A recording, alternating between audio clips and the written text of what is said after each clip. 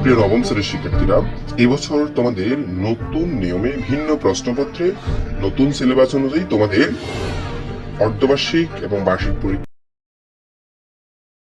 অনুষ্ঠিত হবে। শিক্ষার্থীরা, তোমাদের অর্ধবার্ষিক পরীক্ষার জন্য বোর্ড থেকে যে সিলেবাস বা যেই মানবন্টন দেওয়া হয়েছে তার আলোকেই তোমাদের অর্ধবার্ষিক পরীক্ষার ইংরেজি প্রথম পত্রের প্রশ্নটি তোমাদেরকে দেখিয়ে দিচ্ছি।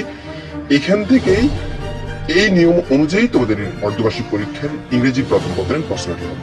শিক্ষার্থীরা, ক্লাসটি শুরু করবে তোমাদের সবার প্রতি রিকোয়েস্ট থাকবে, তোমরা যারা এই চ্যানেলের নতুন অবশ্যই চ্যানেলটি সাবস্ক্রাইব করে রাখবে, আর যারা করেছো তাদেরকে অসংখ্য ধন্যবাদ।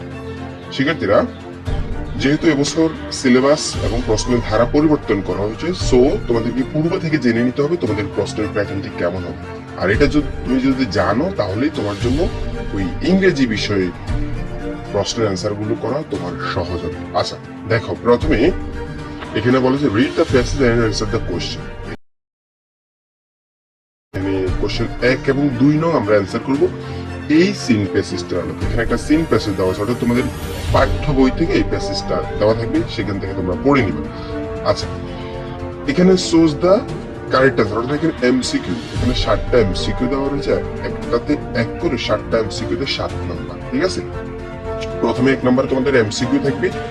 2 নাম্বার কোশ্চেন দেখো, 2 নাম্বার প্রশ্ন তোমাদের থাকবে অ্যান্সার দ্য ফলোইং কোশ্চেন, প্রশ্নগুলোর উত্তর করো। এখানে 5টা প্রশ্ন দেয়, 5টা প্রশ্ন দেয়, একটাতে 2 করে 5টাতে 10 নাম্বার। ঠিক আছে, এগুলো কোথা থেকে, এই প্রশ্নগুলোর উত্তর তুমি প্যাসেজ থেকে খুঁজে বের করবে। এরপর বলা হয়েছে আবার একটা আনসিন প্যাসেজ দেওয়া আছে, এটার জন্য 5 নাম্বার। তবে এই আনসিন প্যাসেজ থেকে তোমাকে এই শূন্যস্থানটা পূরণ করতে হবে।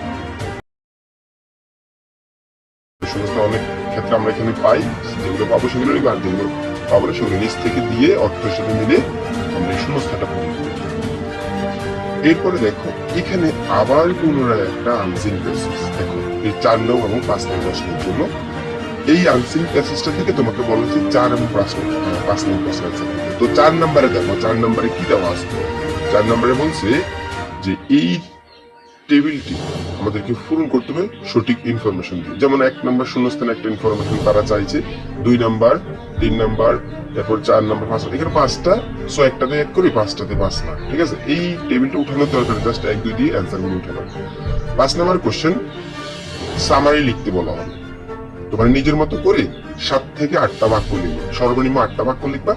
তবে এখানে 10 নম্বর যেহেতু, তো এই সামারিটা মূলত এখান থেকে তোমাকে বুঝে বুঝে এই গল্পটা নিজের মতো করে উপস্থাপন করবা। যারা পারো না তারা অন্তত এখান থেকে মাঝখান থেকে কয়েকটা লাইন নিবা, নিজের থেকে কিছু লিখবা, আর যারা পারো তারা ফুল করে নিজের থেকে লেখার চেষ্টা করবে। ঠিক আছে, এটাতে 10 নম্বর। 6 নম্বর হচ্ছে তোমাদের একটা ম্যাচিং দেওয়া থাকবে। এই যে এটা টেবিল, তোমরা নিশ্চয়ই জানো, এখানে 1, 2 ABCD দিয়ে 5টা, এটার সাথে এটা মিলবে, এরপর এটা মিলবে, এভাবে করে মিলিয়ে 5টা বাক্য লিখবে। এটা হচ্ছে টেবিল। 7 নম্বর হচ্ছে এখানে বলেছে কারেক্ট অর্ডার, অর্থাৎ রিঅ্যারেঞ্জ। এখানে একটা গল্প এলোমেলো ভাবে সাজানো আছে, তুমি এই গল্পটাকে, এই এলোমেলো গল্পটাকে তুমি যদি ওই গল্পটা সম্পর্কে জানো, ওই গল্পটা সাজিয়ে লিখবা, কোন বাক্যের পরে কোন বাক্য, সো এটাকে তোমাকে সাজিয়ে লিখতে বলা হচ্ছে, রিঅ্যারেঞ্জ এটাকে বলা। এটার জন্য 8 মার্ক।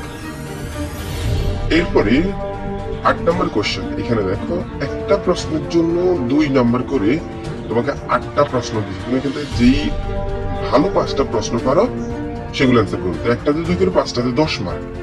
ঠিক আছে, আর এইগুলো আসে কবিতা থেকে। তুমি তোমাদের পাঠ্য বই যতগুলো কবিতা রয়েছে সবগুলো কবিতার শুধু প্রশ্নগুলো ভালো করে পড়বে। ঠিক আছে, প্রশ্ন আবারও এখানে দেখো সেম একেবারে answer the question from story, গল্প থেকে আবার প্রশ্ন, গল্প থেকে আবারও প্রশ্ন। দেখো এই অংশটা দেখো, বুঝছো, এটা গল্পকে কেন্দ্র করে এই কতগুলো প্রশ্ন, এখানেও একটা 2 করে 5টাতে 10 নম্বর। এরপরে দেখো 10 নম্বর কোশ্চেন রাইটিং পার্ট, যেটা এখানে একটা স্টোরির কিছু অংশ দেওয়া আছে, তুমি ওই স্টোরিটার বাকি অংশ লিখে কমপ্লিট করবা। এটার জন্য কিন্তু 15 নম্বর, একটা স্টোরিতে 15 নম্বর। শেষে সর্বশেষ তোমাদের হচ্ছে একটা ডায়ালগ আসবে, right a dialogue between you and your brother, তুমি এবং তোমার ভাই একটা ডায়ালগ উপস্থাপন করো এই সম্পর্কে, ইম্পর্টেন্স অফ আর্লি রেজিং। ঠিক আছে, আর্লি রেজিং গুরুত্ব সম্পর্কে, অর্থাৎ এইখানে